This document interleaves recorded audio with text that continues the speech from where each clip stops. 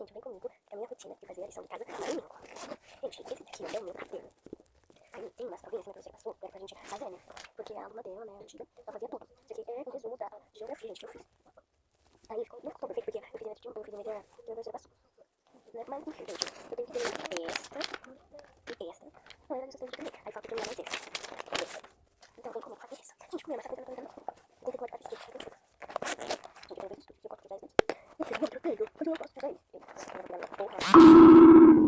Também, gente, porque se eu borrar alguma coisa, eu vou limpar. Então, gente, eu vou colocar vocês em outra posição, já vou ficar prontinho, gente, porque vocês em outra posição. Então, vamos lá. Eu sou um pouco...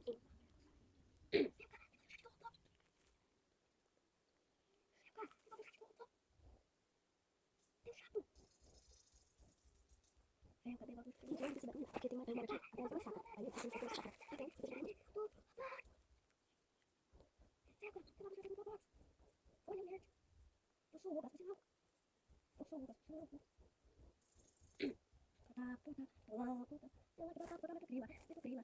Gente, eu não ligo, meu irmão tá botando por baixo da cama, porque eu dormi no jeito, cara, de baixo pra cima.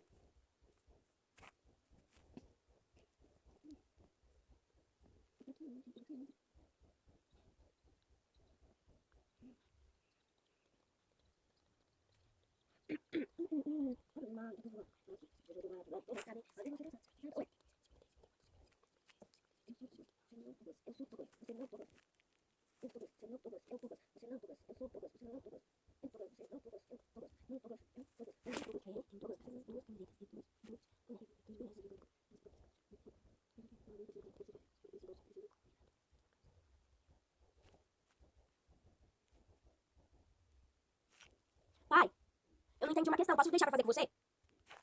Gente, a questão é resolução de problemas com a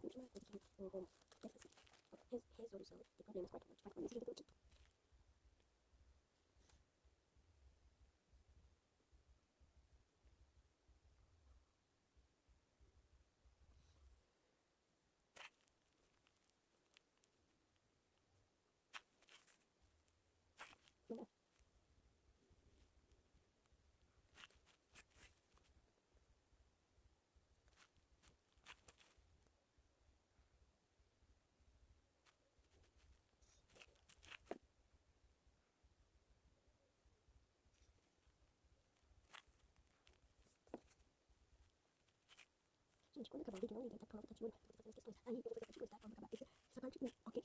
E eu posso tentar fazer bonequinho, outras coisas, pra começar a preparar de casinhas pra vocês. Mas, gente, por favor, consigam atingir a meta, por favor, de 100 likes ou de mais ou de menos. E de inscritos também, gente, por favorzinho, não importa.